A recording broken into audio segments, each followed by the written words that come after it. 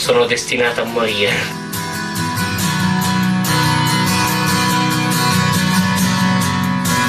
La vie de Carlo, avec ses paroles, ses actions et sa foi profonde, témoignait déjà de l'histoire d'un garçon exceptionnel. Il y a eu de nombreux signes miraculeux qui se sont produits à la fin de sa vie terrestre, des intercessions pour les grâces à l'annonce des miracles eucharistiques qui se sont régulièrement produits.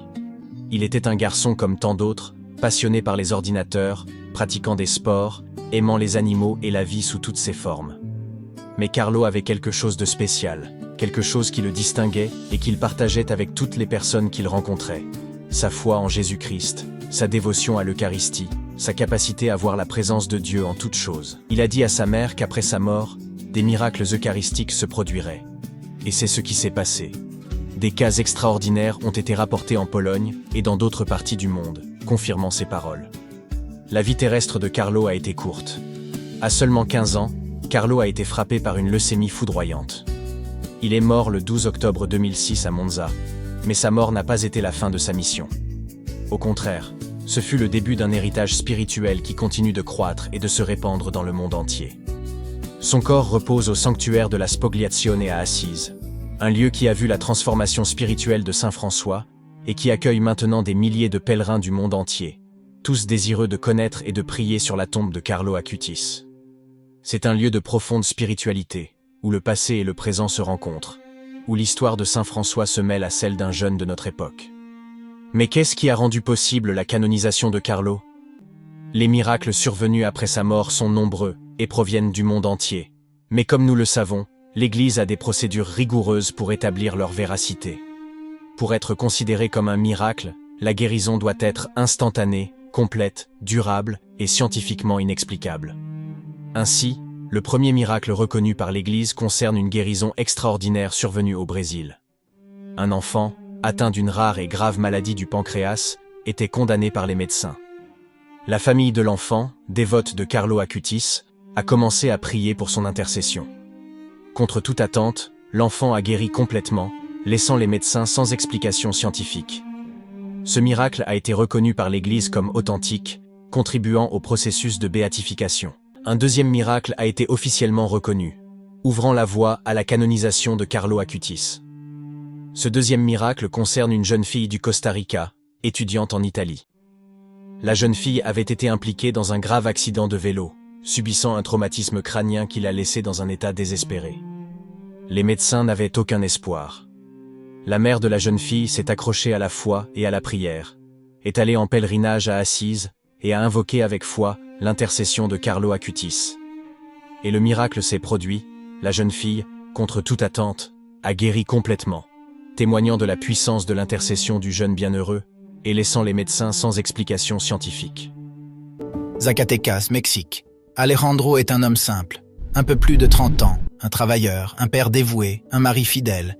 Sa vie se résume à des choses simples, le travail, la maison, la famille, 5 enfants, 5 joies, 5 rêves. Mais un jour, tout s'effondre, une toux persistante, une douleur dans la poitrine, un souffle court.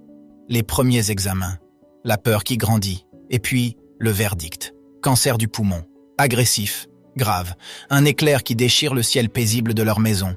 Une condamnation qui ne laisse aucune place à l'espoir. Mais dans cette maison, cette nuit-là, la foi ne s'éteint pas. Dans cette famille, l'aîné des enfants, un garçon au cœur pur, voit son père s'éteindre lentement. Et il fait la seule chose qui lui est possible. Il se confie à quelqu'un qui a déjà traversé l'épreuve. Cet enfant avait reçu une relique, une petite relique du bienheureux Carlo Acutis. Un fragment de grâce, une semence d'espérance. Alors il prend cette relique, la serre très fort dans ses mains. Il s'agenouille et commence à prier. Pas avec les mots compliqués des adultes, mais avec la sincérité désarmante d'un fils qui ne veut pas perdre son père. Cette prière monte vers le ciel, limpide, simple, puissante. Et cette nuit-là, quelque chose se produit. Le lendemain, Alejandro se réveille différent. Ses symptômes ont diminué. Sa respiration est plus libre. La toux s'apaise. Les médecins, stupéfaits, répètent les examens. Et le résultat est saisissant. La tumeur a régressé, soudainement, radicalement. Il ne s'agit pas d'une amélioration progressive. Non, c'est un changement net, drastique, inexplicable.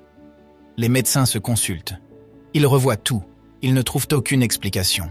Ils décident de procéder à l'intervention chirurgicale qui, quelques jours auparavant, semblait encore impossible. L'opération se déroule parfaitement. Alejandro se réveille et le cancer a disparu. L'histoire de Carlo Acutis ne se résume pas au miracle, il a laissé pour nous tous un profond enseignement. Carlo, par sa vie ordinaire, a montré que la sainteté n'est pas réservée à quelques élus, mais est un chemin ouvert à tous. Il a démontré que même à notre époque, marquée par de nombreux défis et difficultés, il est possible de vivre une vie pleine de foi et d'amour. Carlo nous rappelle que l'amour pour l'Eucharistie peut transformer nos vies, nous rendant des témoins joyeux de la présence du Christ dans le monde. Le jeune Carlo disait souvent « Tous naissent comme des originaux, mais beaucoup meurent comme des copies ». Ces paroles, apparemment simples, révèlent une invitation extraordinaire pour nous tous à vivre notre foi avec authenticité, à ne pas nous conformer aux tendances du monde, mais à suivre le Christ de tout notre cœur. La véritable liberté et la véritable joie se trouvent dans le fait de vivre selon l'amour de Dieu. Sa passion pour l'Eucharistie, son amour pour son prochain, sa capacité à voir la beauté de Dieu en tout, en font un modèle pour nous tous. En ce temps d'attente et de préparation pour la canonisation de Carlo, nous sommes invités à réfléchir sur notre vie et notre foi. Nous sommes appelés à renouveler notre engagement à suivre le Christ, à vivre notre vocation avec authenticité et courage. Carlo nous montre que même dans les situations les plus difficiles, même lorsque tout semble perdu, la foi peut transformer nos vies et nous rapprocher de Dieu. Être sœur, c'est possible. 5